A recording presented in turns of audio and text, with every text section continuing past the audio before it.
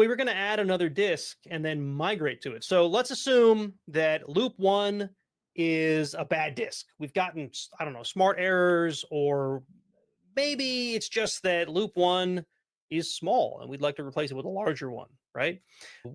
There is a way to gracefully do that, and that's what we're going to do next. So first of all, I'm going to add, there's another loop two that we added. So we're going to do a vgextend to add loop two pvcreate on dev loop two, because the pedantic side of my brain says you're supposed to do this, even if it did it for me. So we're going to make that PV this time. Then we're going to vgextend vg0 and add in dev loop 2. Now, we've done this 3 times at this point in this show. This shouldn't be a surprise to you. But what we can do now is, now that we have, if we do a VG display, we should see that there's another 511 available PEs, right? Which means we have free space within the volume group. So what we can do now is we can use a tool called pvmove that will take all of the metadata / extents, whatever, from one volume or one physical volume and move it to a new physical volume. And what that should do is it'll clear up any data that lives on the old PV, so that disk is then clear to be removed from the volume group, and it'll move it to the new PV, right? So now imagine the new PV was bigger. There may be some other things to do to try to, well, you'd have to extend LVs and VGs and whatnot after you're done. That would be like cleanup tasks you'd do after you finished. What we're going to do is pvmove, and all you have to do is point it to the source PV and the destination PV, right? Source PV? It'll then use all the remaining PVs to try and migrate your data.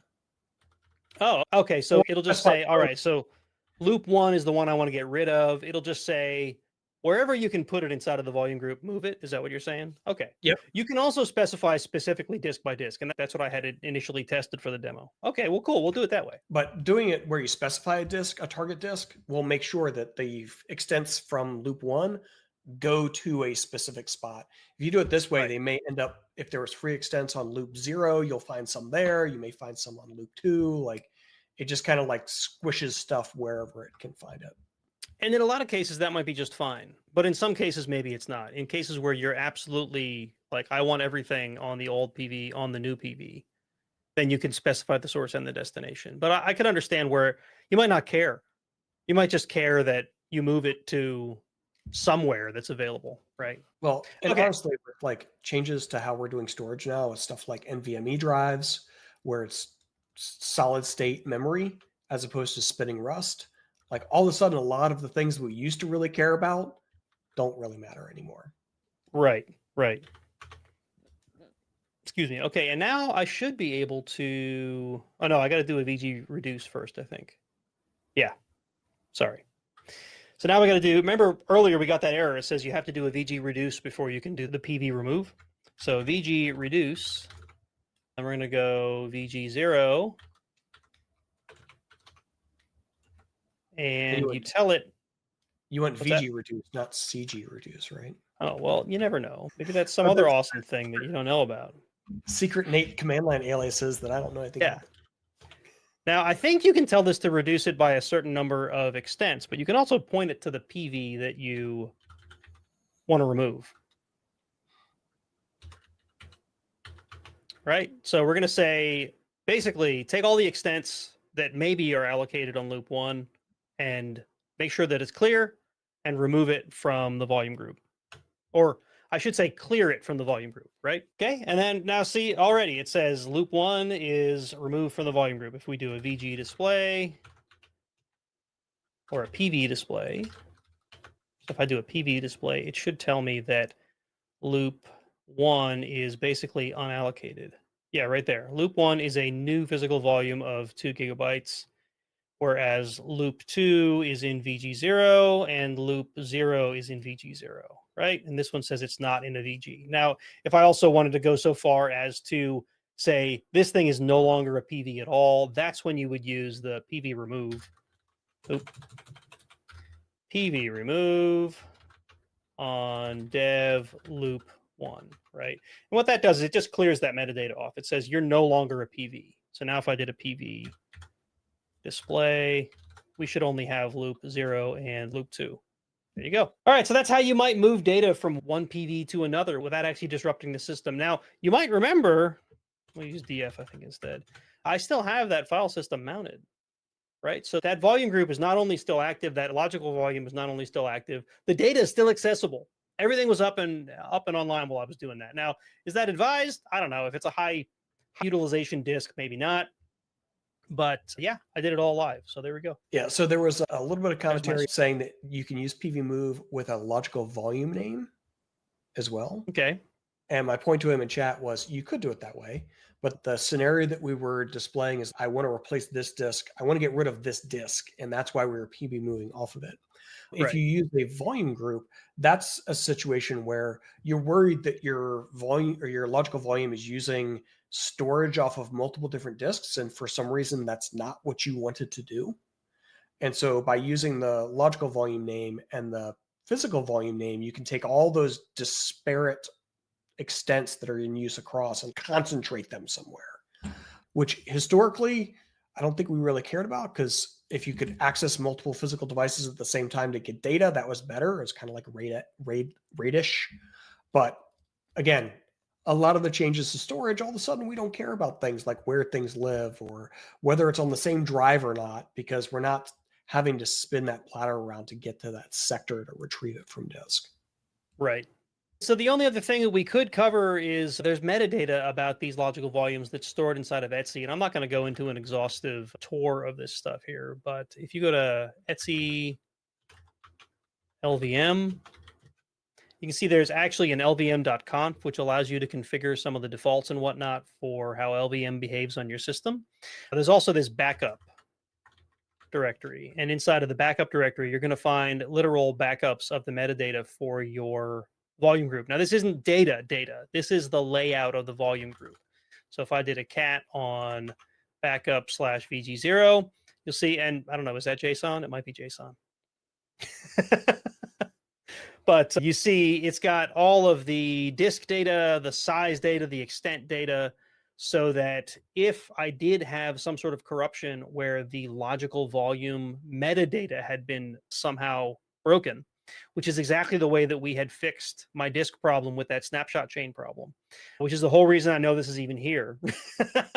You can use this to replace that metadata if it's been corrupted in some way, right? So handy stuff to know about. Maybe this is something you can add to your backup routine just so you're sure that you've got it. And I think that's all my demos for today. Any other questions we need to answer? No, I think that's about it. I did want to call out Fatim. They mentioned that having systems in the cloud and using cloud storage is another kind of shift in storage paradigm where like we don't necessarily know or care what devices it's stored on. So doing things like Right. pvmove and other stuff may not be as useful as it once was. Yeah, well, cloud is similar to virtual when it comes to that, I think. Although there's storage. I mean, there's block store, bucket storage that absolutely doesn't care because the whole underlying subsystem is so different and abstracted from you. But yeah, cloud storage I would call is very similar to like virtual disks, like you'd see in a VM environment too. Yeah, and Tech Pros YT also mentioned that they had some problems with their disk devices reordering after reboots. And he pointed out that if you look at something like PV Display, and here we'll bring Nate's terminal back up here. If you look at something like PV Display, you'll see that in every physical volume, there's a UUID that's put in the metadata. And Nate, I bet if you do a LV display, there's one in there too. And if you do a VG display, there's one in there too. Yeah. In the Etsy stuff, there's actually like an arrangement of these physical volumes are part of this volume group. And this volume group has these logical volumes on it. And it's all tracked by UUID. And so when you boot the machine, it actually does a scan and then pulls out this UUID identifier and then figures out like how to reassemble your logical volume configuration based off of it. And the logical volume names and the volume group names are not dynamic. Those things are stored inside of that metadata, right? So those aren't going to change at boot time. If you had a dozen volume groups on here, it's not like they are named in the way that they're ordered. You could call them, whatever you want. and they will be the same every time you boot. So there's even less chance that you'll lose data because of disk order, the order that disks came online or were scanned, because it's not referencing the disks. The logical volumes are referencing those by UUID, which does not change. And the VG and LV names are static. They don't change. Shantanu asks the best GUI tool to deal with LVM. I actually really like Web Console. I don't think I've ever used a GUI to make an LVM other than the RHEL install media. One of our coworkers, who you may have seen from the RHEL 10 beta series, Matt Mycini, he's like super experienced. And I remember when I first joined the team, he told me that he would never again use all the command line utilities for doing LVM stuff, that he was just going to use Cockpit and Web Console from now on. And I was like, yeah, I'm not saying you shouldn't. I'm just saying I don't think I've ever used it. I haven't tried it yet. Well, let me tell you the killer app of why he said that. So when we were going through and resizing our file system, you basically let it use all of the disk space from the new disk. But what if you only wanted a certain amount and you put in grow it by 50 megs?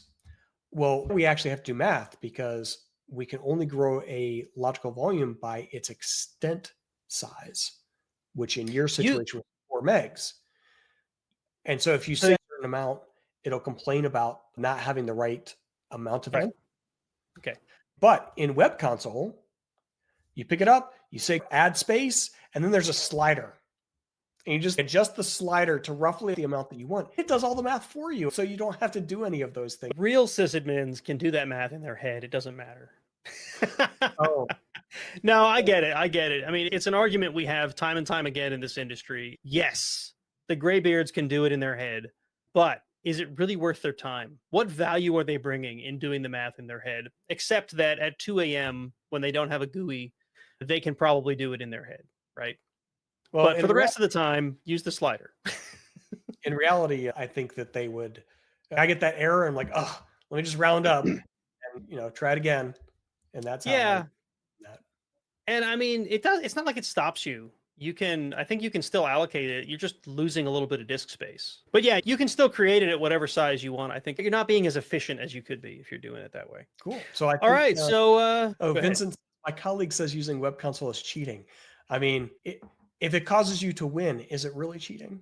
I've heard this phrase, and ideologically I'm opposed to it, but it's true. If you're not cheating, you're not playing. Right? If you're not cheating within the rules, if you don't understand the rules to the point where you can let things get by, right, then you're not playing. Well, I would argue that it's not cheating if it's in the rules. It's just doing things differently. Yeah, I guess that's true. Anyway, I spent a long time agreeing that GUIs are for the weak, but to be honest, look, whatever gets the job done, right? Like there's no detriment. There's no long-term detriment to having used the GUI to make your LV. And all you're really going to notice is that you didn't have to spend the mental power to do the math in your head.